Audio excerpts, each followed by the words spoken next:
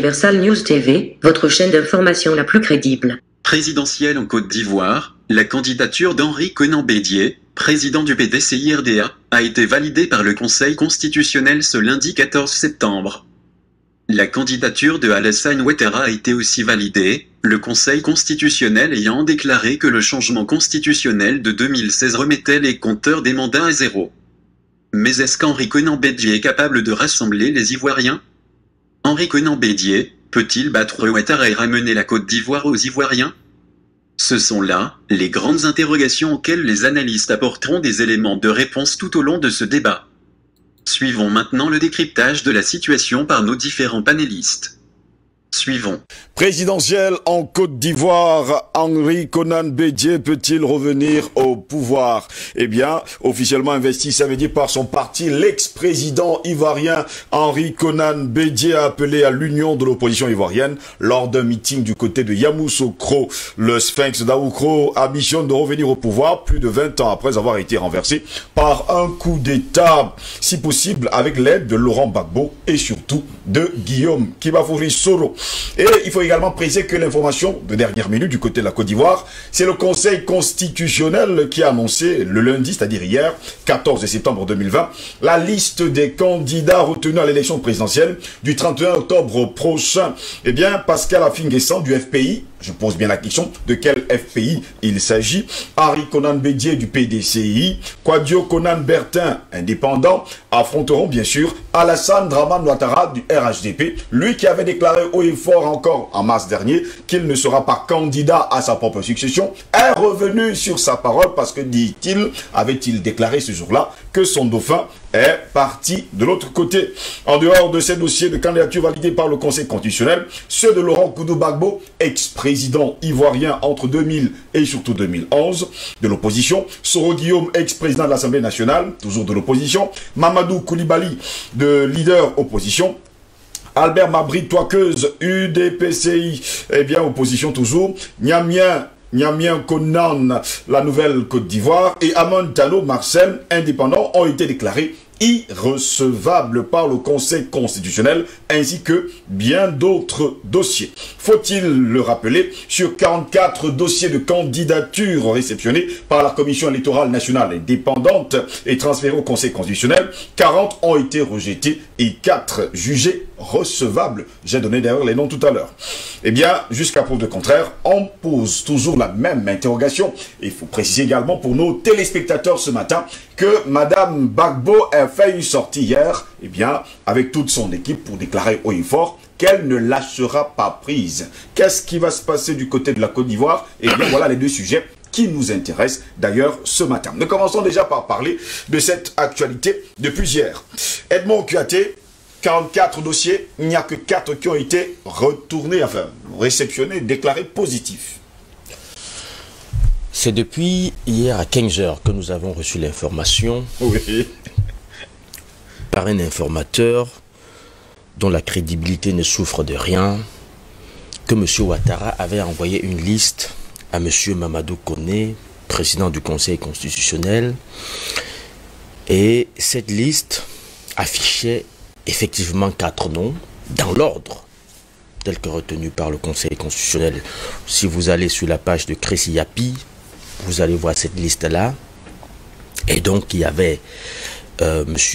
Ouattara, Affi-N'Guessan, Kouadio Konan Bertin, Di Kakabe et Henri Konan Bédié. Donc, voilà les 4 noms qui ont été retenus sur la liste de 44 candidatures déposées au Conseil constitutionnel. Et donc, 40 ont été invalidées, parmi lesquels les ténors, je vais dire les poids lourds de la politique ivoirienne, Laurent Gbagbo, Guillaume Soro, Amon Tano, Mabry Touakeuse, Mamadou Koulibaly, et voilà, tous ceux-là, ils ont été rejetés.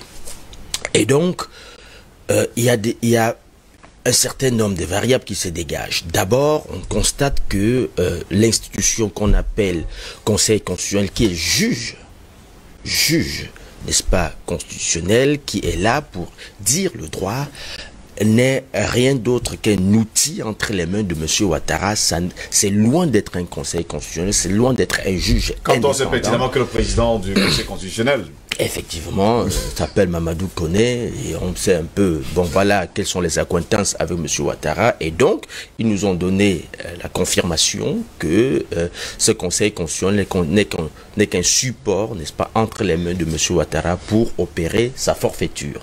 Et donc, nous ne faisons plus confiance du tout. Je dis bien du tout parce que je dis bien que c'est à 15 heures que nous avons reçu l'information que 4 candidats allaient être retenus. Donc et que la liste est partie de la présidence de la République. La liste est partie de la présidence pour le Conseil constitutionnel. Il faut bien qu'on précise. Donc, il faut bien préciser cela. L'information disait nettement, comme vous l'avez dit, que M. Ouattara a envoyé la liste, n'est-ce pas, au Conseil constitutionnel, et cette liste était constituée de 4 noms. Et ce sont effectivement les 4 noms qui ont été retenus, n'est-ce pas, en soirée hier par le Conseil constitutionnel. Entre guillemets, parce que pour moi, ce n'est qu'un instrument entre les mains de M. Ouattara. Ça, c'est la première constante. La seconde, c'est que M. Ouattara s'est inscrit dans une logique de guerre définitive. C'est-à-dire que M. Ouattara a démontré qu'il faisait très mauvais ménage avec la paix. Il a donc choisi les candidats qui ne valent rien, qui n'ont aucun poids politique certain, mais qui vont tout simplement l'accompagner, n'est-ce pas, dans cette opération de forfaiture, dans ce coup d'État dans ce coup d'État constitutionnel qu'il veut opérer en Côte d'Ivoire. Il a choisi ses candidats. Et vous voyez comment il est choisi. Il choisit 2 félons, notamment M. Affi N'Guessan, qui est un félon du FPI, et dont la mission sera justement de taire, ou alors, si vous voulez, de mettre into brackets, de mettre entre guillemets toutes les voix du FPI. Et choisit l'autre félon du PDCI-RDA, M. Kakabe, qui est, n'est-ce pas, il est parti du PDCI-RDA, Kakabe, et dont la mission également sera d'effriter les voix du PDCI. Et donc, pour revenir même au thème que vous avez posé, à la thématique du jour, est-ce que M. Konan Bédié aura la chance d'être candidat? Et la réponse est non. Si on reste dans cette logique. Élu. Revenir même au président. Sera élu président de la République. Reviendra-t-il au pouvoir? La réponse, c'est non. Parce que M. Ouattara nous a démontré qu'il est dans une logique, qu'il est dans une construction. Et donc, la seule chose qui lui reste en ce moment, c'est de mettre la toiture. Il a déjà mis la fondation, il a déjà élevé les murs, il ne lui reste que la toiture, et bien, c'est-à-dire d'être élu, n'est-ce pas, en octobre comme président. Il va faire, n'est-ce pas, son 3e mandat. Mais ce sera sans compter avec la réaction, bien sûr, des Ivoiriens, parce que ce que je sais, c'est que les Ivoiriens ne vont pas permettre à M. Ouattara d'aller jusqu'au bout, n'est-ce pas, de cette forfaiture-là. Il n'ira pas jusqu'au bout. Et donc, M. Affi N'Guessan, félon du FPI, M. Kwadwo Konan Bertin, félon du PDCI, et donc ça lui donne la possibilité de laminer, de neutraliser les 2 gros poids lourds, les 2 grands partis, les 2 grosses formations, n'est-ce pas, de la vie politique ivoirienne, une fois qu'il a laminé cela. Parce que ce qui va se passer, c'est que ces 2 félons vont donner des consignes de vote, n'est-ce pas, au soir du 1er tour. Ils vont donner des consignes de vote, et puis c'est ce qui va discréditer M. Henri Konan Bédié. Voilà ce qui va se passer. C'est-à-dire que le même scénario qu'en 2010 va se passer. On va dire, M. Affi a donné, n'est-ce pas, les consignes de vote. On va dire que le FPI, les réservoirs de vote du FPI se sont déversés au RDR. Monsieur Kwadwo Konan Bertin, parce que tout le monde sait, depuis que monsieur Affi N'Guessan, il vivote avec cette histoire, il n'a jamais pu glaner 5%, n'est-ce pas, des voix en Côte d'Ivoire. Ce n'est pas aujourd'hui qu'il va le faire. Et donc, ce qui va se passer, c'est qu'au soir du 1er tour, ils vont dans une espèce de, je sais pas trop quoi, ils vont bidouiller un truc en disant non, nous reportons, nous faisons une alliance, nous donnons des consignes de vote pour que, n'est-ce pas, pour voter à Alassane Dramane Ouattara, et ça va lui permettre, ça c'est connu, parce qu'ils n'y vont pas parce qu'ils croient qu'ils peuvent être président, ils vont pour remplir une mission, ce sont des mercenaires qui sont payés. Nous savons que ce qui s'est passé avec M. Afin Guessan lorsque François Hollande est arrivé en Côte d'Ivoire, il avait reçu pour mission, il avait reçu de l'argent et sa mission, c'était de, n'est-ce pas, de récupérer le FPI et de faire oublier Laurent Gbagbo. Mission qu'il n'a jamais réussi au demeurant. Et il doit comprendre qu'il ne peut pas réussir cette mission parce que l'esprit que M. Laurent Gbagbo a sémé en Côte d'Ivoire, a planté en Côte d'Ivoire, ne va pas disparaître aujourd'hui et ne sera pas prêt à disparaître demain. Donc il ne peut pas réussir dans cette mission. Donc nous savons dans quel esprit M. Afin Guessan va à cette élection. Donc M. Konan Bédié n'aura pas de chance d'être élu parce que il y a déjà une machine qui est mise en place, il y a une mission qui est mise en place et donc tout ce qui va se passer en octobre ne sera qu'une parodie pour donner du crédit à ce que, n'est-ce pas, à la forfaiture de un habillage démocratique à la forfaiture de M. Ouattara. Patient Parfendome, 44 candidats. Au départ, on le déclarait haut et fort ici que c'est trop. Aujourd'hui, il n'y a que 4 personnes qui ont été retenues. L'une des questions que je vous poserai dans cette question d'ailleurs, c'est le FPI de Pascal Afin Guessan. C'est de quel FPI on parle? Bon, écoutez, nous sommes là en pleine manifestation. Oui. Je sais que c'est la France-Afrique. J'ai souvent tendance, de plus en plus, j'espère que sur le plan pédagogique, ça va finir par porter, de revenir tout le temps dans l'histoire et de faire des comparaisons. Oui. Je vous ai dit que c'est les mêmes réalités que nous avons de Dakar jusqu'à Brazzaville. Sur tout cet ensemble, ce sont les mêmes problèmes qui sont d'ordre structurel, ils ne sont pas qu'économiques et sociaux, ils sont aussi politiques. Regardez ce qui s'est passé, prenons le cas du Cameroun. On va faire un parallèle pour que les gens comprennent rapidement. Je crois que la plupart de nos auditeurs sont des Camerounais. En 1960, alors que l'UPC est interdit dans 1955, M. Amadou Ahidjo lève l'interdiction de l'UPC et permet à une branche qui lui était favorable, celle de Mahema Type, de pouvoir compétir. Cette branche-là, on fait des élections locales dans la Grande Sanaga maritime. Oui. Et à partir de ce moment-là, on va introduire au sein de l'UPC ce fractionnement, ce schisme. Mahema Type ira à l'Assemblée nationale, alors qu'au même moment, en 60, je l'ai dit sur votre plateau hier, le président Félix Roland Momié est encore vivant. Le président Ernest, son vice-président Abel King est vivant et le second Ernest Wandje sont vivants. C'est eux qui ont la légitimité pour parler au nom de l'UPC, obtenu au congrès de 52 de Zeka. Parce qu'entre-temps, il n'y a pas jamais un autre congrès. Alors, M. Ouattara ne fait que copier l'exemple du Cameroun. Il s'est dit, je m'en fous, je prends un individu, je l'habille en FPI, et c'est lui, mon FPI, que moi, j'ai choisi.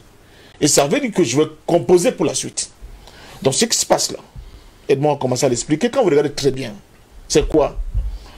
C'est que, ayant non content de cette énième passage en force, mais il veut essayer de présenter aux yeux de l'opinion internationale qu'effectivement tous les principaux groupes politiques sont représentés. KKB. N'est-ce pas? Oui. C'est pour essayer de, soi-disant, non, en fait, l'explication qu'on prépare aux gens de comprendre, c'est que Konan Bédié n'aura pas un grand score parce que KKB a grignoté une partie de l'électorat du PDCI. Fesse. Deuxièmement, avec AFI, c'est démontré que non, le FPI a été bien ou bien à ces élections, malgré leurs 5%. Donc on a avec le corps électoral souvent qui est lui aussi plus que minable. Et troisièmement, on a exclu, soi-disant, Soro du jeu, Gbagbo du jeu, mais aussi Mabri Touakeuse du jeu. Donc tous les dissidents du RHDP, Mamadou Koulibaly et consorts. Donc, écoutez, nous sommes dans une élection normale qui consacre le fait que les Ivoiriens veulent tourner la page parlant de ce nouveau, comment dire ça, de cette nouvelle république avec ce troisième mandat qui pour Ouattara est le premier mandat de la nouvelle république. C'est exactement comme ça que la France-Afrique procède partout. Elle veut faire des coups. Ouattara n'a rien inventé. Au contraire, il a piqué ailleurs pour l'appliquer aux Ivoiriens. Ce qui est dangereux, je reviens toujours dans l'histoire, et c'est là où c'est dangereux. Même en politique Steviane morale. Vous voyez cette image-là, Soro et Bédié. Oui. Vous vous souvenez que ce sont ces deux individus qui avaient pactisé avec M. Ouattara, soi-disant, pour combattre l'homme qui ne voulait pas la démocratie. Et vous voyez, nous avons atterri. Et vous imaginez le travail qu'il faut faire maintenant pour remonter la pente, pour inverser la tendance et rétablir, arrêter l'ordre à la fois constitutionnel et la légitimité populaire en Côte d'Ivoire. Tout simplement parce qu'à un moment donné, ce jeune, Guillaume Soro, aidé par son aîné, M. Bédien, ont pensé que, comme ils étaient les chouchous de Paris et de la France-Afrique, il était hors de question que quelqu'un qui n'avait pas le nom de Paris vienne à la table pour se partager ce gâteau. Donc, Laurent Gbagbo, on leur a monté, on leur a gonflé, ils étaient montés, gonflés de toutes pièces pour exclure Laurent Gbagbo de la course. Oui. Mais ce qu'ils ont oublié, c'est qu'une dictature, elle ne fait pas de cadeaux. Quand vous installez une dictature, elle va finir par manger ses propres enfants. C'est ce qui arrive. Donc, historiquement, quand en politique, les gens évacuent la morale sur le fallacieux prétexte que tous les moyens sont bons pour qu'ils soient efficaces, il arrive des moments où tous ces moyens sont bons là, se retournent contre vous-même. Maintenant, ils sont dans une bagarre à mort pour essayer de remettre un minimum de consensus républicain dans leur pays qu'eux-mêmes ont contribué à détruire. Que vont-ils dire aujourd'hui?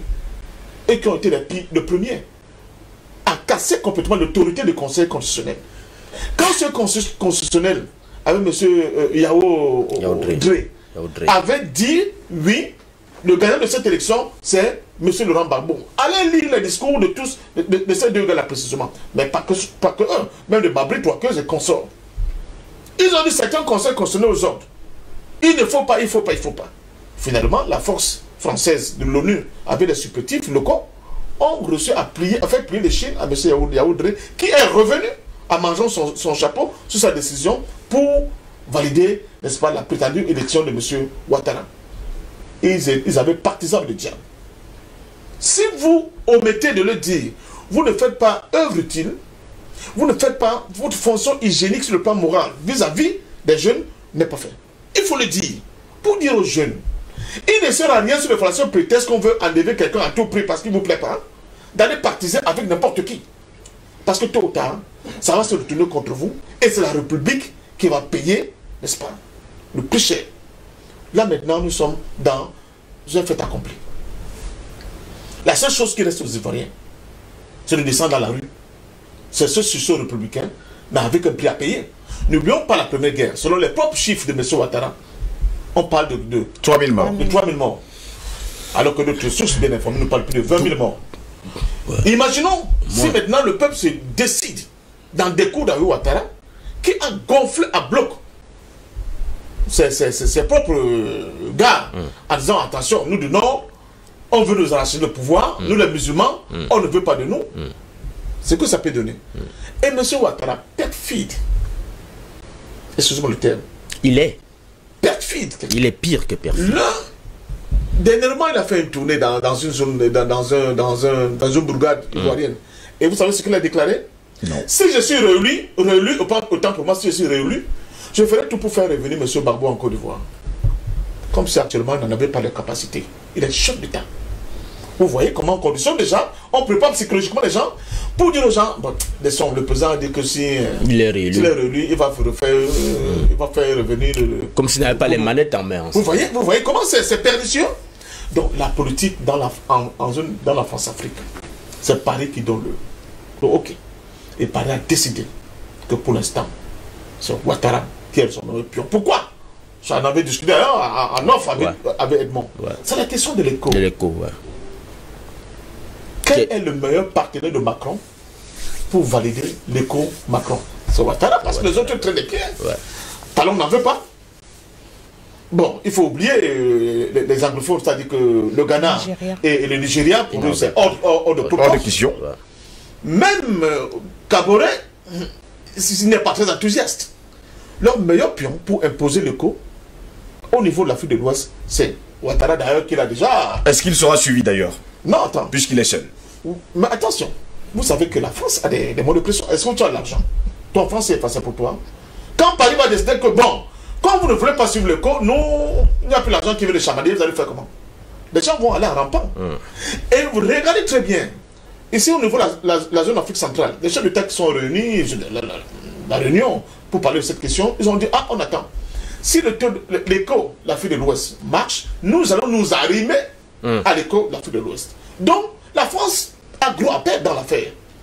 Son seul pion qui nous permet d'opérer, n'est-ce pas? C'est ce passage en force et nous imposer de nouveau une nouvelle monnaie coloniale, c'est Alassane Dramane Ouattara. Donc ils ne vont pas perdre le meilleur joker sur le façon peut-être que Edmond Kouyaté ou bien Anatole Aïssi veut qu'il y ait une démocratie en Côte d'Ivoire. Ils n'ont rien à cirer. Et ils l'ont démontré plusieurs fois dans notre histoire qu'ils n'ont rien à cirer de nos vœux, de nos soucis, je ne sais pas, de nos aspirations. Ils n'ont rien à cirer. Ce qui est important pour eux, c'est de maintenir le cap pour fixer les règles dans son précaré France-africain, n'est-ce pas, pour continuer à piller nos richesses et avoir des hommes riches à la tête de nos États pour continuer à se faire besoin. Même cette histoire-là de la candidature de Bédié, je l'avais dit depuis qu'elle pose problème. On va le voir plus tard, puisque je ne suis pas sur le plateau, mais elle pose problème parce qu'elle va servir d'alibi à M. Ouattara, justement de dire que non, mais j'avais dit, d'abord lui-même l'a dit, j'avais dit que je me présente plus.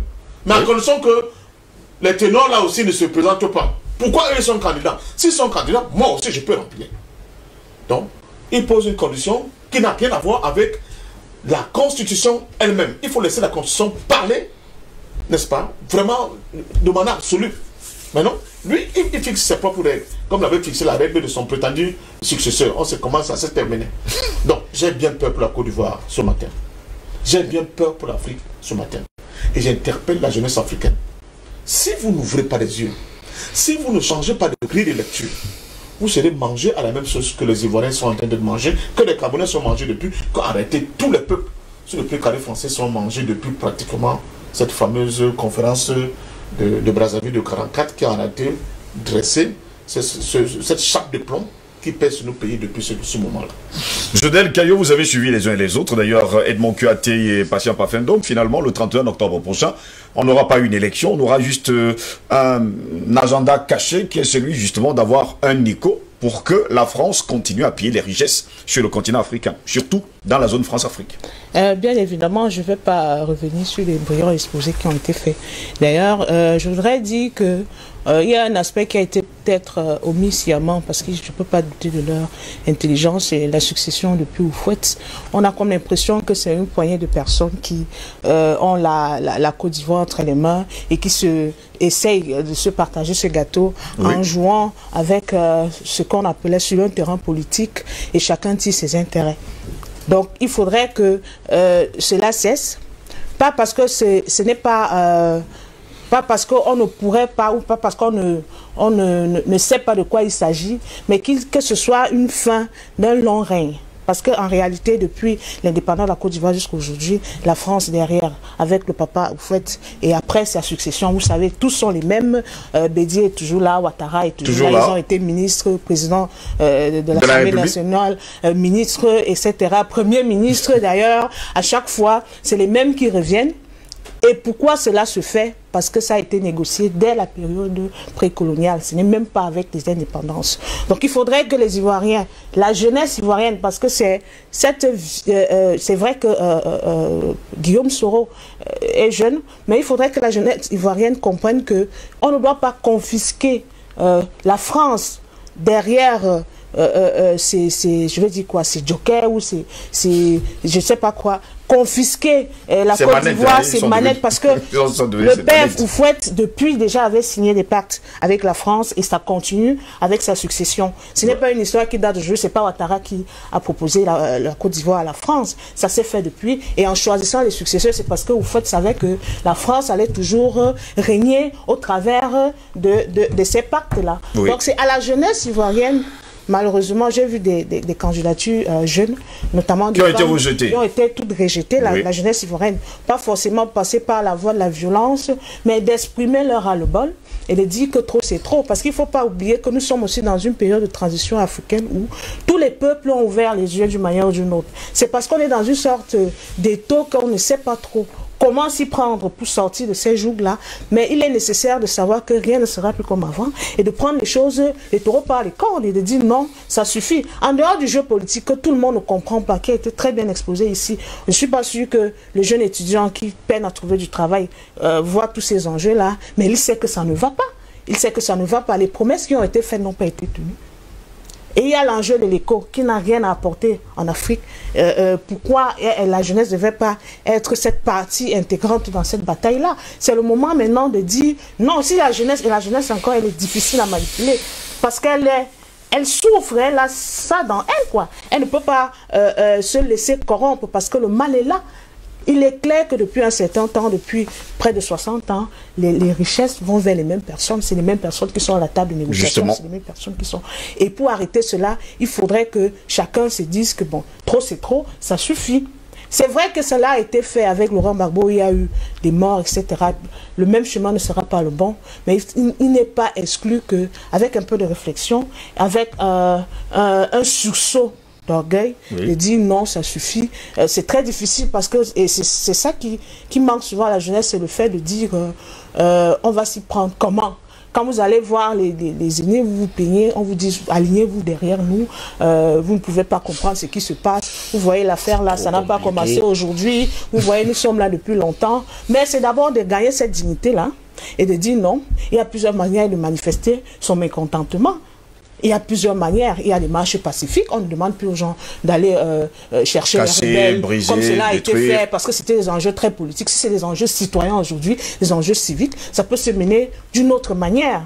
Et à travers cela, la France va dire, ben, si on négocie avec les dirigeants et que le peuple n'est pas d'accord, ça ne vaut pas la peine. Et c'est pour ça que chaque citoyen doit jouer son rôle, mener des combats à son niveau, pour qu'ensemble, parce qu'un citoyen n'est pas un président de la République, un président de la République peut prendre une décision qui concerne un État.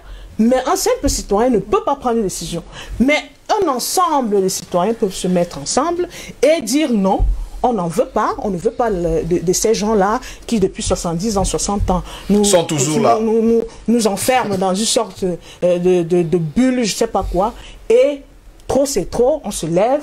C'est vrai que j'espère que le contexte de la marche n'est pas pareil qu'ici où on interdit aux gens de marcher. Mais là-bas, ils peuvent manifester ce mécontentement. Même là-bas, il est interdit de marcher, ne vous inquiétez pas. Interdit de marcher. On est dans une dictature et on a tous ces plans-là en dénominateur commun, mais il y a toujours une manière de manifester son mécontentement et je pense que ça ne peut être que par la voie citoyenne, par la société, par le peuple. Parce que on a comme l'impression que il y a tout un damier, tout un puzzle qui est déjà là. Il ne reste qu'à mettre les pions ici, à mettre les pions là, dans une sorte d'impasse où Ouattara a déjà tout manigancé avec la complicité de la France et avec Macron qui fait semblant de ne pas être complice en lui demandant d'ajouter encore un peu de temps pour voir si les autres vont se retirer, si qui va ajouter. On joue toujours à un jeu politique que tout le monde ne comprend pas toujours et qui est très difficile à cerner, très difficile à combattre parce que les enjeux, au-delà de ce qu'on espère, de ce qu'on voit, sont plus lointains.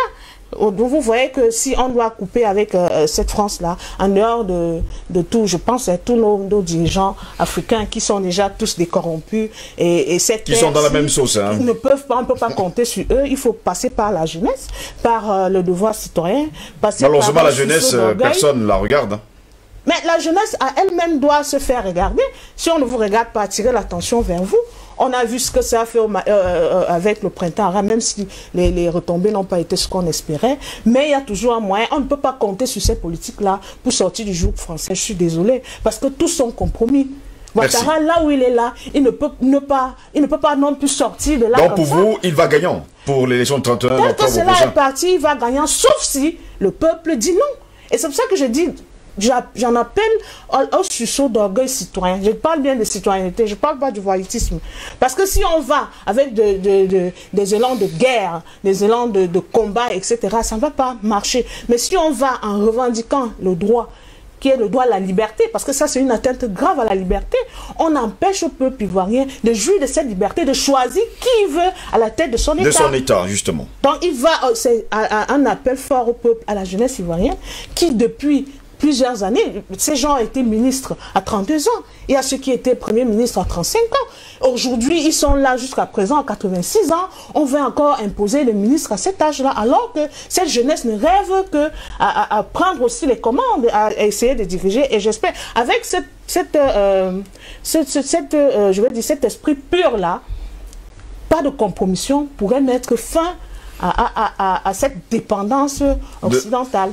On vous comprend parfaitement, Jodel Kayou, merci beaucoup pour cette première prise de parole. Albert Anatola, ici, y a-t-il un risque aujourd'hui que les Ivoiriens descendent justement dans la rue pour dire non? Parce que jusqu'à preuve de contraire, on n'a pas encore la réaction des uns des autres. En dehors, il faut le dire, de Madame Gbagbo qui est sortie hier pour déclarer haut et fort qu'elle tient justement à dire non. Je voudrais tout simplement rappeler à Jodel Kayou que hier, les jeunes de Yopougon ont marché, ont engagé des manifestations qui ont été réprimées. Donc, c'est pour dire que c'est verrouillé. Donc, l'appareil répressif est en marche désormais depuis la Côte d'Ivoire et depuis en Côte d'Ivoire. C'était juste une parenthèse. Je sens que vous êtes très idéaliste.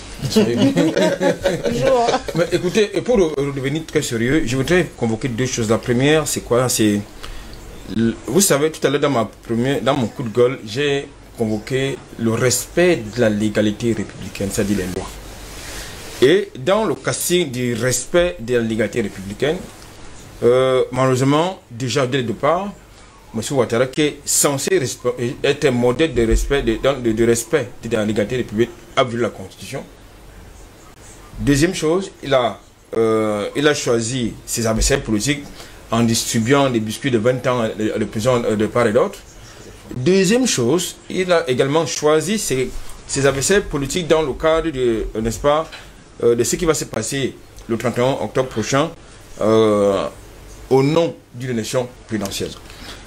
La troisième chose que je voudrais dire, après donc justement l'invalidation, après le verdict du Conseil constitutionnel hier, il existe avant d'aller à l'élection, je pense qu'il peut, la plupart des candidats qui ont été écartés, n'est-ce pas, du jeu électoral, peuvent maintenant engager un contentieux préélectoral, justement, pour faire valoir leurs droits. Parce que c'est quand même assez gros. On ne peut pas avoir 40 prétendants à une élection. 44 au départ 44 au départ, et vous ne vous retrouvez qu'avec 4 personnes. Ça veut dire que tous les autres candidats n'ont pas pu respecter les conditions de candidature. Non, il y a un problème. Il y a un très gros problème. Ça, c'est d'un de deux. Et il me semble que la candidature d'Alassane Dramane Ouattara devait faire l'objet d'une invalidation au regard du verdict de la Cour africaine des droits de l'homme et des libertés, qui est une juridiction supranationale aux institutions de la Côte d'Ivoire. Pourquoi est-ce que le président du Conseil constitutionnel, M. Mamadou Koné, qui est un pro-Ouattara, n'a pas voulu prendre sur lui justement sa responsabilité de l'invalider au nom justement de cette institution, de cette décision d'une institution supranationale? La question demeure. Donc, nous savons également que lorsque nous convoquons les éléments historiques, notamment pour ce qui concerne l'élection de 2010 en Côte d'Ivoire, ce même personnage du Conseil constitutionnel était aux manettes. C'est-à-dire qu'il a créé une jurisprudence qui a permis à M. Ouattara de briguer un second mandat, de briguer à nouveau un troisième mandat, enfin un premier mandat pour la Troisième République, ce qu'ils appellent là-bas, comme ils appellent là-bas. Aujourd'hui, je pense que, je crois que le grand frère Passien Domla dit assez clairement, c'est-à-dire qu'en fait, la France a besoin d'un support en Côte d'Ivoire pour défendre et préserver ses intérêts. Donc vous êtes d'accord avec Jodel Kayou que depuis... C'est de ça qu'il s'agit. Au Fouet-Boigny jusqu'à aujourd'hui, on prend les mêmes et puis on commence. Dans tous les cas, lorsque vous voyez M. Pascal Finguesson, M. Henri Konan Bédié, ils écrivent les correspondants à qui? À Macron. Est-ce que ça dit à quelqu'un d'autre? Ils n'adressent pas leur correspondance à l'Union africaine. Au peuple ivoirien. Au peuple ivoirien ou bien au peuple africain. Ils adressent leur correspondance à M. Macron. Donc ça veut donc dire que c'est la France qui doit pouvoir résoudre les problèmes ivoiriens. Nous ne sommes pas dans une rupture. Malheureusement. J'apprécie le fait que M. Henri Konan Bédié ait fait un tour du côté de Yamoussoukro, qui est une ville abandonnée, qui constitue un patrimoine ivoirien. Parce que lorsqu'on se dit héritier, on doit pouvoir respecter quand même l'héritage de son père. Oui. Et il me semble que ces différents acteurs qui se réclament au fouettisme ont abandonné cette ville qui a été construite par leur père, par le défunt père. Donc là, on se retrouve dans une entourloupe politique, dans une escroquerie politique, dans une hypocrisie politique. Pourtant, samedi dernier, Henri Konan Bédié y est arrivé, il y avait du monde. C'est pour des fins électoralistes. Donc, depuis, je dis bien, c'est pour ça que je salue au moins cette symbolique-là, qu'après plusieurs années d'abandon, pour une fois, il y a Monsucro, qui est une ville abandonnée, délabrée, a quand même vibré pour une fois, le week-end dernier, au rythme d'une sorte de résurrection. Je voudrais terminer en disant que les Ivoiriens, à mon sens, ont rêvé et rêvent d'une rupture avec la France. Malheureusement, les mêmes acteurs, que ce soit celui qui se prévoit être le candidat du Front populaire ivoirien, il est pro-français. Donc, ça veut dire que même si faisons un peu de la fiction, même si par extraordinaire, il était élu président de Côte d'Ivoire au soir du 31 octobre prochain, il va aller faire allégeance à Macron. Donc, il va préserver les intérêts de la France. La preuve, nous savons que pendant que la majorité des pères fondateurs et des militants du Front populaire ivoirien, le vrai, militaient pour, n'est-ce pas, la libération de Laurent Gbagbo, M. Parker Affi-N'Guesson, lui, il voulait plutôt un rapprochement. Il se battait pour un rapprochement avec le pouvoir en place. Oui. Donc, ça veut dire que nous sommes dans une sorte de divergence d'opinion, de point de vue et surtout d'objectifs. Je crois donc que ce qui est intéressant et ce qui est important de dire, c'est quoi? C'est que tous ces quatre acteurs, du moins, ces trois acteurs, puisque l'autre est là, ils ne vont pas défendre les intérêts de la Côte d'Ivoire, c'est-à-dire résilier ces accords avec la France, avec la France-Afrique, qui appauvrissent les Ivoiriens, parce qu'il faut quand même noter, et c'est important de le dire, les Africains, au même, je parle des Africains, l'espace francophone d'Afrique, au même titre que les Ivoiriens payent les chômeurs et les grabataires des Français. Ça, il faut le dire. C'est-à-dire que c'est en Afrique francophone que la France vient chercher de l'argent pour aller payer ses chômeurs, pour aller payer ses grabataires. Pendant ce temps, il y a les grabataires ici et surtout il y a les chômeurs. C'est de ça qu'il s'agit. Donc maintenant, il faut que les enjeux sont là, parce que pourquoi est-ce que un pays étranger, je suppose que la France est un pays étranger en Côte d'Ivoire, peut se mêler les histoires de la monnaie qui relèvent des notions de souveraineté. Si cet État, ce pays n'avait pas d'intérêt, il faut bien que vous m'expliquiez cela. Donc, je pense qu'aujourd'hui, qu'il faut une véritable rupture. Il n'y a pas de rupture douce, je suis désolé pour Jodal, il ne peut pas avoir de rupture douce. Il faut une rupture brutale et violente. Edmond Kouyaté, la semaine dernière, il faut préciser également pour nos téléspectateurs, Alassane Dramane Ouattara était à Paris. Et d'après les indiscrétions, il n'a pas été reçu tout de suite. Mais pourtant, nous le savons tous, eh bien, apparemment, il a eu l'adoubement de la France, qui lui donne d'ailleurs carte blanche pour aller à cette élection du 31 octobre prochain, puisqu'il nous a sorti les 3 jokers qu'il avait. 6 jokers, il s'agit. Steve, je vais faire un petit rappel historique, parce que très souvent, quand nous expliquons certaines choses, cela relève de la fiction. Pourquoi justement? Parce que c'est très compliqué. Oui. Quand on parle de la France-Afrique, lorsque vous n'entrez pas dans les profondeurs de cette histoire, tout ce qu'on va vous expliquer, ce sera de la fiction. C'est-à-dire, ce sera comme si des gens racontent des... C'est un film. Oui, c'est un film. Vous parlez de la visite de M. Ouattara à Paris dernièrement, et vous savez, cela nous a donné l'occasion de nous revoir, d'être en face une fois de plus devant la malice, l'hypocrisie et la perfidie française dans la France-Afrique. Vous savez ce que Macron a dit? Macron, au sortir de sa rencontre avec Ouattara, fait une déclaration en disant « Je m'en tiens à ma déclaration à Ouagadougou, qui est celle de ne pas me mêler dans les affaires intérieures des pays africains. » Ça, c'est ce que M. Macron dit. Et justement, c'est ce qu'il avait dit lorsqu'il était à Ouagadougou et lorsqu'il était harcelé par les étudiants burkinabé qui lui posaient des questions, à savoir pourquoi est-ce que la France continue de se mêler dans les affaires, et la question butait justement sur le CFA. Parce que c'était un étudiant tchadien à l'époque qui lui avait posé la question: pourquoi est-ce que vous continuez de nous imposer le CFA? Il a dit non, la France a un principe, c'est de ne pas se mêler dans les affaires intérieures des pays africains.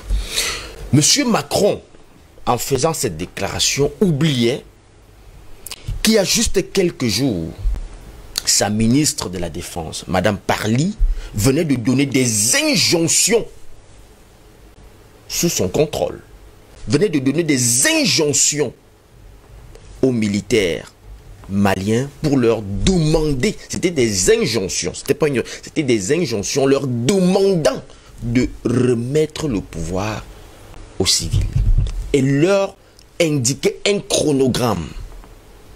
Elle venait de le faire. Et là, M. Macron n'avait pas trouvé que c'était de l'ingérence.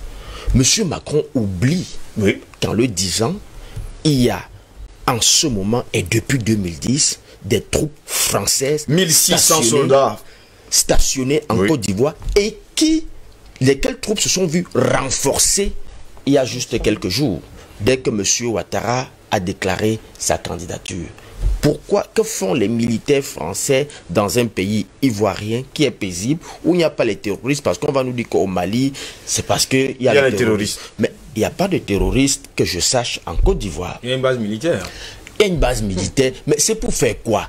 Une base militaire derrière la présidence de la République. Derrière la présidence. Partout où ils mettent leur base militaire, c'est pour nous expliquer que, ben, voilà, il y a le terrorisme au nom du principe de lutte contre le terrorisme, là où il se trouve, pour empêcher qu'il ne vienne nous trouver là où nous sommes, nous allons le combattre là où il se trouve. Mais en Côte d'Ivoire, il ne me souvient pas qu'il y a un terrorisme ou qu'il y a même des velléités terroristes en Côte d'Ivoire. Et donc, que fait une base militaire française? Donc, vous voyez la malice et l'hypocrisie de la France, la perfidie.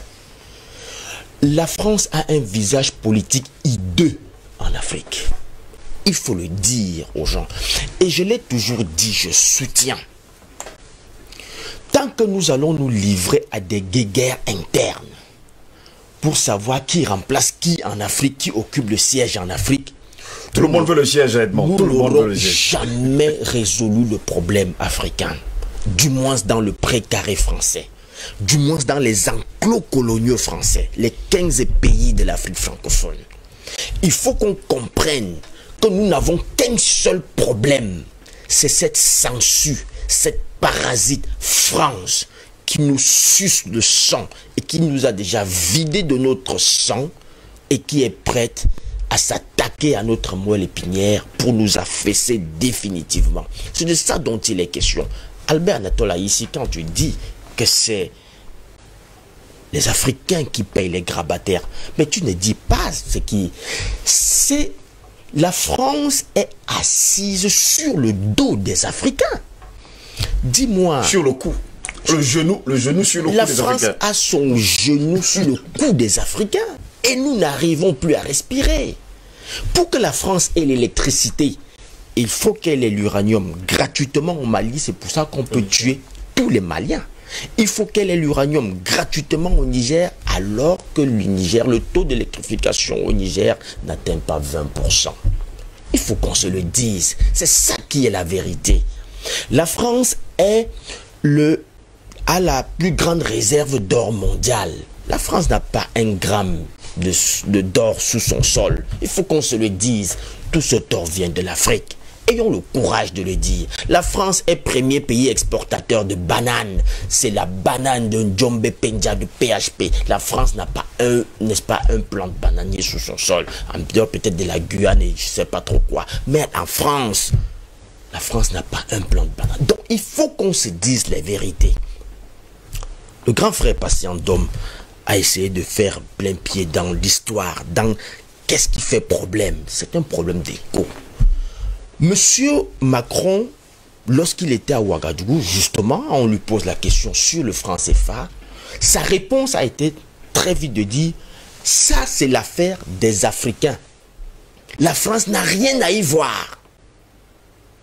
Et M. Ouattara, au sorti d'une visite à l'Élysée avec M. Macron, au perron de l'Élysée, alors qu'on ne lui a posé aucune question, s'est pressé de dire, le franc CFA, il faut que je fasse une mise au point. Le franc CFA, c'est l'excellente monnaie. C'est la chose la plus... C'est la plus belle chose que nous avons reçue de la France. Qui puisse, n'est-ce pas, que les Africains aient pu recevoir de la France. C'est une monnaie stable, c'est une monnaie qui nous permet de stabiliser nos économies. C'est la plus belle monnaie que nous avons. Ça, c'est M. Ouattara. On ne lui avait posé aucune question. Coup de tonnerre, M. Macron, qui disait à Ouagadougou, qui n'a rien à voir dans le franc CFA, se retrouve avec M. Ouattara, qui disait au perron de l'Élysée que le franc CFA, c'est la plus belle chose, et que d'ailleurs, c'est la propriété des Africains, et que la France ne décide de rien dans cette histoire. Ils se retrouvent en Côte d'Ivoire et nous font une annonce, pour le moins, un peu surprenante, en disant, nous avons décidé d'apporter des réformes au franc CFA. Et nous avons décidé de remplacer le CFA par l'éco. Et ils annonçaient la sortie de l'éco justement pour juillet 2020. C'est passé, vous vous êtes rendu compte que ce n'est pas, l'éco n'est pas opérationnel. Et donc c'est un problème pour la France. Parce que le jour où le franc CFA va mourir de sa belle mort, le jour où les Africains, les 15 pays africains qui travaillent à travers le franc CFA structuré, je n'aurai pas le temps de revenir dans les détails techniques, mais tel que c'est structuré, c'est pour que tout ce que nous avons puisse partir à la France, parce que quand vous vendez votre bois, votre cacao, votre pétrole, la France, on paye, ça reste en France, et la France imprime du papier hygiénique qui est le CFA qu'on vous donne. Le CFA avec lequel vous ne pouvez pas aller au Japon payer une machine à raboter le bois, alors que vous avez le bois chez vous. Le CFA avec lequel vous ne pouvez pas aller en Chine acheter, n'est-ce pas, une foreuse pour venir forer ne serait-ce que de l'eau, alors que vous venez de vendre votre pétrole. Pour que vous achetiez encore une machine, il faut vous tourner encore vers la France. C'est ça dont il est question. Donc tout ce qu'on vend en Afrique chez nous depuis, on nous imprime des papiers hygiéniques qui nous sert qu'à nous ici. Mais notre argent, pétrole, bois, cacao, tout vendu reste en France. Et le jour où vous avez besoin d'acheter, je ne sais pas quoi, n'importe où, puisque nous ne fabriquons rien, il faut demander à la France pardon. Et puis que la France consente à vous prêter un peu d'argent. C'est pour ça que nous sommes dans une spirale d'endettement. Et donc, c'est ce système qui permet à la France de rester la 4e puissance mondiale, d'avoir, n'est-ce pas, un rayonnement diplomatique, d'être membre du Conseil de sécurité, d'avoir un droit de veto. C'est tout ça qui permet à la France d'être ce qu'elle est aujourd'hui. Et donc, avec cette histoire des coûts, comme les accords étaient signés en 1945 pour 75 ans et arrivaient à terme en 2020, il fallait donc trouver une entourloupe. Parce qu'on a tellement mené des débats sur le franc CFA que ratifier encore le même contrat, renouveler le contrat avec le nom CFA, ça paraissait grossier et grotesque. Et donc M. Ouattara et M. Macron se sont assis, ils ont trouvé une entourloupe. Il y avait un projet éco dans la CEDEAO et ils ont trouvé que c'était, n'est-ce pas, une passerelle de sortie pour réimposer, pour transformer le CFA. C'est comme ça, donc ils ont annoncé le CFA pour juillet 2020. Malheureusement, jusqu'à preuve de contraire, il n'existe pas cet éco. Ça ne peut pas exister. Pourquoi? Parce que, premièrement, les géants de la CEDEAO n'en veulent pas. M. Boari a déjà donné sa position, le président ghanéen a donné sa position. Et même les autres présidents n'en veulent pas. Et donc, la seule façon d'imposer cela, c'est d'utiliser un pays qui a un poids économique important et qui est un moteur de la sous-région. Ce n'est que la Côte d'Ivoire.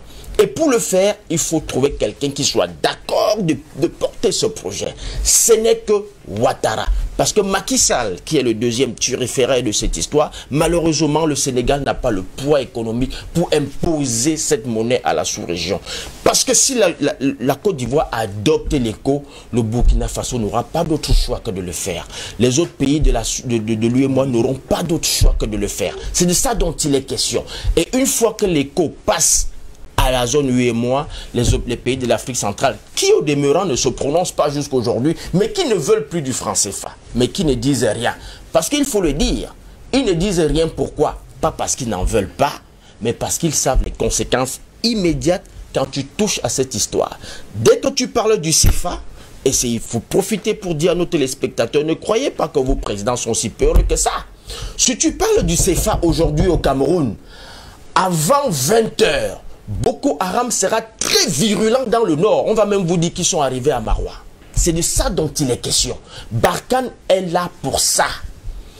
Toutes ces missions, toutes ces bases militaires qui sont au Tchad sont là pour ça, pour former des terroristes qu'on pulvérise dans des nations qui ne sont plus dociles. Et donc il faut le savoir. Donc ces présidents, quand ils n'en parlent pas, c'est pas parce qu'ils sont si croates que ça, c'est pas parce qu'ils sont si peureux que ça, mais c'est parce que la France, il faut combattre la France, il faut dire à la France, c'est à nous de dire à la France, nous n'en voulons pas. Le jour où un président en Afrique centrale, là, il ouvre la bouche pour en parler, vous verrez ce qui va lui arriver. Obiang en sait quelque chose.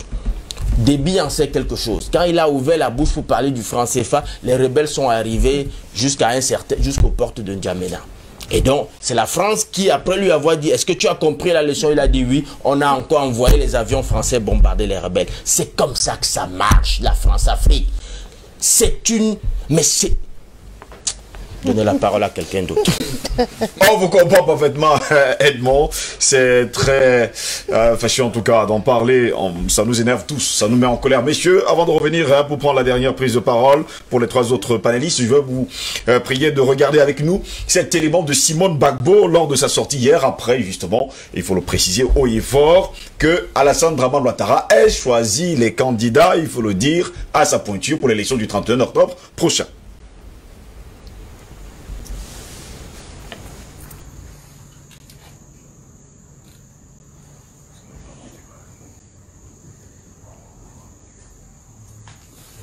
Je viens d'écouter très attentivement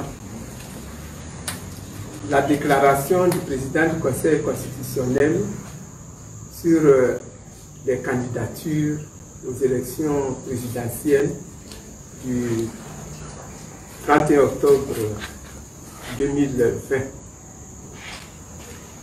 Les résultats que nous avons entendus confirment toutes mes appréhensions.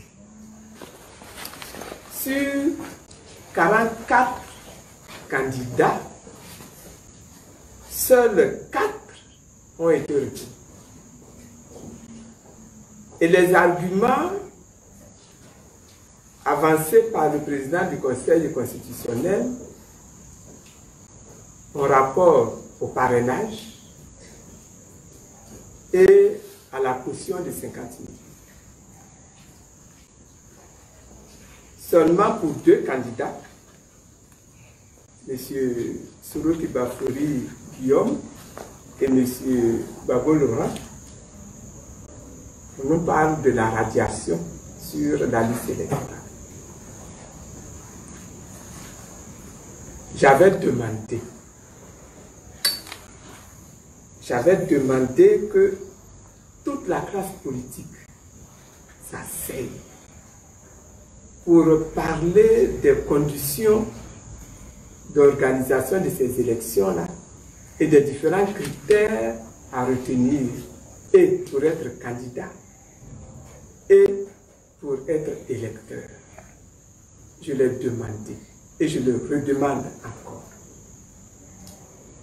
Les critères retenus se présentent comme des critères arrêtés volontairement pour éliminer le maximum de candidats sur cette liste.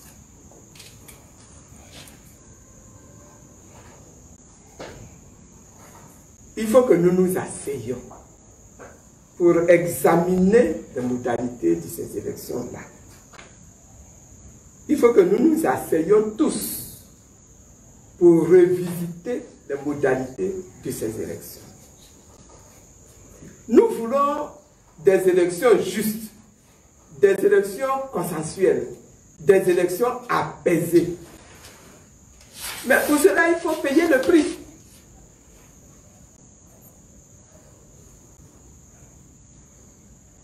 Je considère qu'il n'est pas encore trop tard. Il n'est pas encore trop tard. Nous pouvons encore maintenant nous asseoir et ensemble définir des modalités acceptables pour tout le monde. C'est ce qu'on appelle un consensus. Avec ce consensus-là, nous pourrons aller à des élections justes, à des élections consensuelles, à des élections apaisées. La Côte d'Ivoire a déjà tellement souffert. Nous n'avons pas besoin d'une nouvelle crise. Nous n'avons pas besoin d'une nouvelle crise en Côte d'Ivoire pour des élections. Merci. Merci à la réalisation pour cet élément. Il faut préciser par ailleurs, vous avez suivi Simone et Yves Gbagbo. Revenir d'ailleurs sur la décision qui a été prise hier par la Cour constitutionnelle du côté de la Côte d'Ivoire avec 4 candidats qui ont été choisis sur le volet. Je vais me tourner vers Patient Parfum. Donc plus que 12 minutes pour sortir de cette édition de DBS Matin. Votre réaction? D'abord, je pense que nous avons face à nous, avec cette sortie de Madame Simone Gbagbo, une femme politique. Les gens pendant ceux qui ne veulent pas voir la vérité, ont tendance à cibler Madame Simone Gbagbo comme l'épouse du chef de l'État. Mais non, c'est faux. Certes, il y a des épouses des chefs d'État de manière stricto sensus, mais elle, c'est d'abord une femme politique. Oui. Elle a découvert son époux dans le combat. Combat politique, ouais. Attention, c'est pas quelqu'un qu'on a épousé et qui est arrivé dans la vie et qui a commencé à faire la politique. Fraction, non.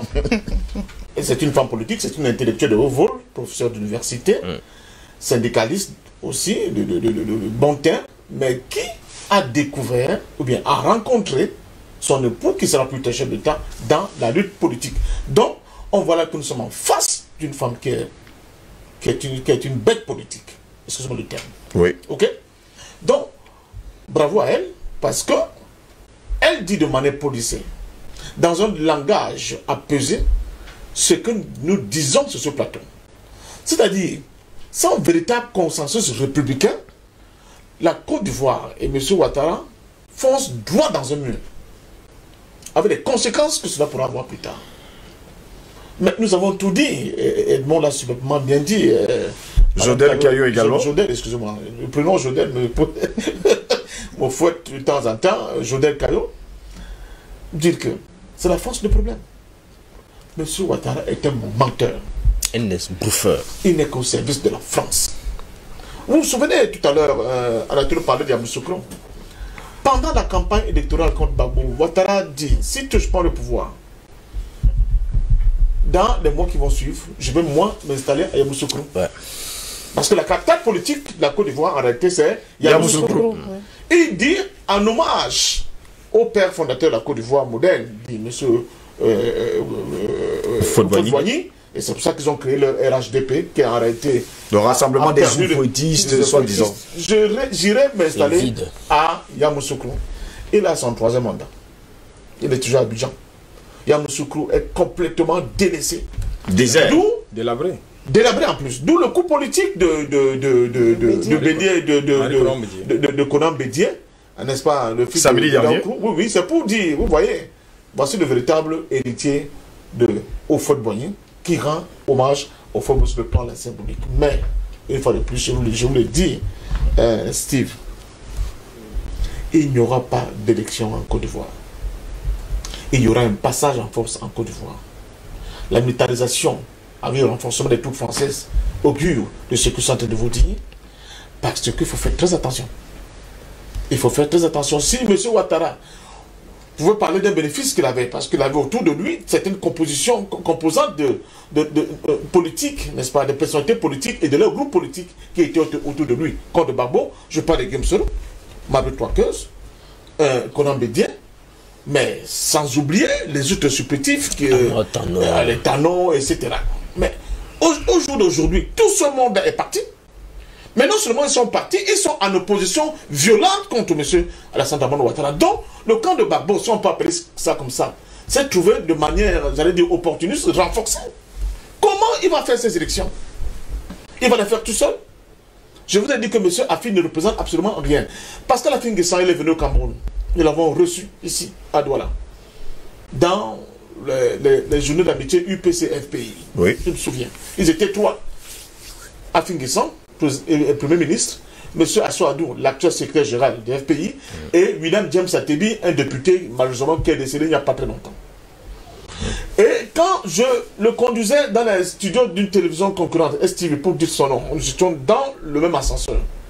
Il me dit, camarade, parfait, vous faites trop d'idéologie. Faites un peu de politique. Et je lui pose la question, mais monsieur le Premier ministre, camarade, qu'est-ce que ça signifie? Il dit, vous êtes trop dur vis-à-vis de la France. Il faut chercher à aménager des voies. À apaiser votre discours. Avec la France. Nous voyons donc. Quand Hollande est venu et a dit à Affi, viens là, il s'est précipité. Parce que selon lui, il faut toujours avoir de l'onction de Paris pour faire de la politique dans le précaré france-africain. Non, voilà, nous sommes à la dernière élection. Oui. Il vous a parlé de 5%. Mais il faut se voir, l'école électorale était combien? C'était l'une des élections les plus boycottées d'Afrique. Celle qui vient là, elle sera non seulement boycottée, mais elle sera contestée violemment dans la rue. Et ça, l'Afrique et la Côte d'Ivoire n'en avaient plus besoin. Jodel, je dois vous poser une question. On y manque encore 5 minutes pour sortir de cette édition.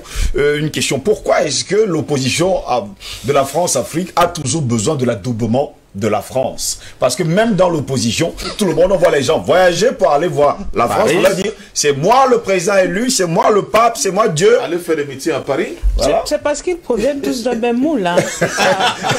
Ils proviennent tous d'un même moule. Je l'ai dit tout à l'heure avec Fouette, on a l'impression que depuis la période coloniale jusqu'à aujourd'hui, tout se passe par le même moule.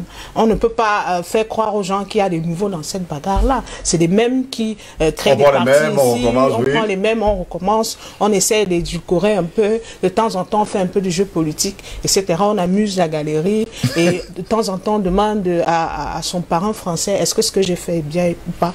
Parce que d'une manière ou d'une autre, on a des accointances, ça ne date pas d'aujourd'hui. Vous n'allez pas régner votre histoire. Quand le papa recevait le président français, forcément le Premier ministre était là, il a aussi créé sa part de réseautage, etc. etc. C'est pour ça qu'il faut faire une table rase et essayer de, même si c'est très difficile à le faire, je suis très idéaliste, mais c'est possible. Il faut faire table rase et essayer de prendre des nouvelles graines, des plantes. Cela veut dire que oublier carrément la vieille génération et prendre une nouvelle génération. Pas oublier, mettre cette génération de côté. Oui. On ne peut pas oublier notre histoire, ça fait partie de l'histoire, on ne peut pas oublier, mais on les met de côté. Je voudrais revenir sur, je suis une femme, je ne peux pas laisser passer Madame Gbagbo ainsi. C'est une dame qui a été humiliée au plus haut point, mais qui aujourd'hui est restée la même dans ses convictions, dans son discours, et ça fait comprendre qu'en politique, on peut rester constant sans avoir peur des représailles en disant quand je serai molesté, on va, comme vous l'avez dit, toute l'opposition n'est pas forcément à la solde de la France. Non, voilà une dame qui a été malmenée, qui a été humilier son époux, elle, mais qui aujourd'hui est là, les hommes autour d'elle, qui tient un discours cohérent, qui demande à cette opposition-là de s'asseoir. Parce qu'il faut le savoir, c'est aussi une question de consensus, et on a du mal dans nos pays à avoir ce consensus-là. Vous voyez, même au niveau du Cameroun, l'opposition, quand on demande de s'asseoir tous ensemble, c'est une autre problématique qui va engrainer d'autres problèmes, etc. Une opposition qui n'est jamais, qui ne peut jamais être unie. résolue. Ouais. C'est très idéaliste à elle de leur demander, mais ce n'est pas impossible. Je crois que c'est une piste de sortie de cette crise qui s'annonce en grande pompe. Albert Anatola, ici, finalement, Henri Konan Bédié, malgré ce qu'il a fait samedi dernier du côté de Yamoussoukro, pour vous, ne sera pas président de la République. Malheureusement, je ne voudrais pas lire dans la boule de cristal, mais quand vous voyez le déroulé du processus électoral, j'ai peur que non.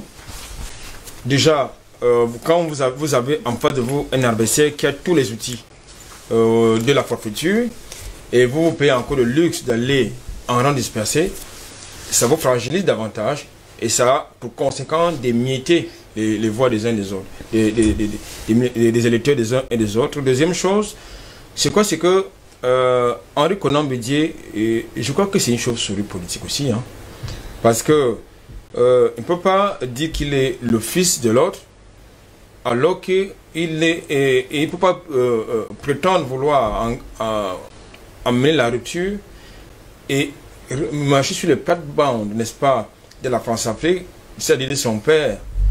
Et je crois que tous, comme je l'indiquais tantôt, il faut que les Ivoiriens sachent qu'il n'y a pas, malheureusement, d'alternative sérieuse en Côte d'Ivoire, quel que soit le personnel qui va sortir de la fumée, de l'enfumage électoral, n'est-ce pas, du 31 octobre prochain.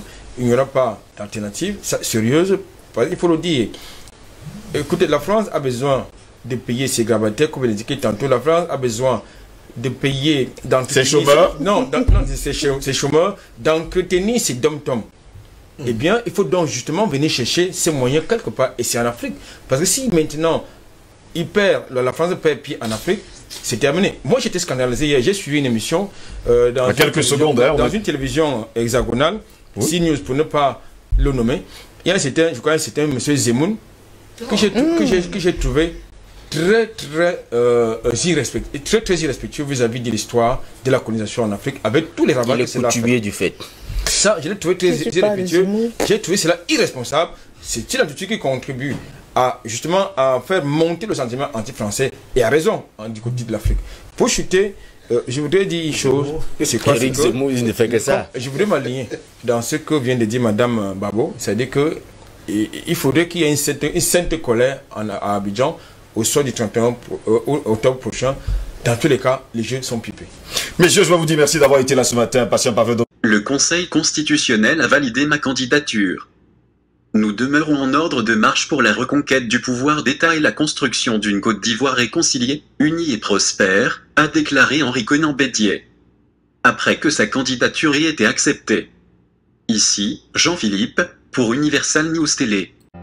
Merci de suivre Universal News TV sur YouTube. Nous vous rassurons que les informations que nous diffusons au quotidien sont suffisamment crédibles. Alors, n'hésitez pas à liker la vidéo si elle vous plaît, et si vous êtes nouveau sur la chaîne. N'oubliez pas de vous abonner et d'activer la cloche de notification pour ne pas rater nos prochaines vidéos.